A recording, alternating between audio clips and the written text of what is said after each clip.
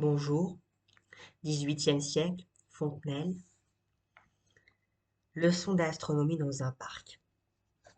On veut que l'univers ne soit en grand que ce qu'on montre, que ce qu'une montre est en petit, et que tout s'y conduise par des mouvements réglés qui dépendent de l'arrangement des parties.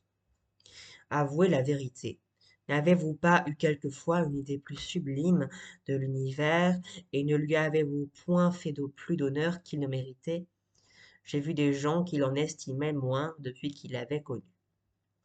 En moi, répliqua-t-elle, je l'en estime beaucoup plus, depuis que je sais qu'il ressemble à une montre. Il est surprenant que l'ordre de la nature, tout admirable qu'il est, ne roule que sur des choses si simples.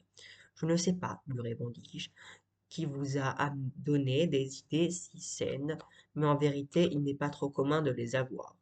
Assez de gens ont toujours dans la tête un faux merveilleux enveloppé d'une obscurité qu'ils respectent. Ils n'admirent que la nature, que parce qu'ils la croient une espèce de magie dont on n'entend rien, et il est sûr qu'une chose est déshonorée auprès d'eux dès qu'elle peut être conçue. Mais madame, continuai-je, vous êtes si bien disposée à entrer dans tout ce que je veux vous dire, que je crois que je n'ai qu'à tirer le rideau et à vous montrer le monde. Irons-nous dans la lune?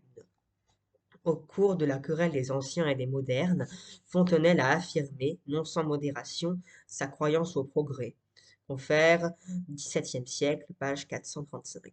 Dans l'essai de l'origine des fables, il admet que l'esprit humain lui-même s'est perfectionné depuis le temps primitif. On l'a déjà vu, page 24, sa confiance en l'esprit critique pour ruiner les superstitions. La page qu'on va lire montre qu'il attendait du progrès scientifique un accroissement considérable des possibilités matérielles de l'homme.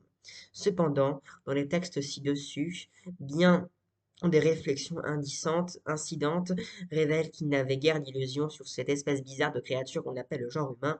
Il fut, selon le mot de J.R. Carré, un croyant pessimiste au progrès. Ces gens de la Lune, reprit-elle, on ne les connaîtra jamais.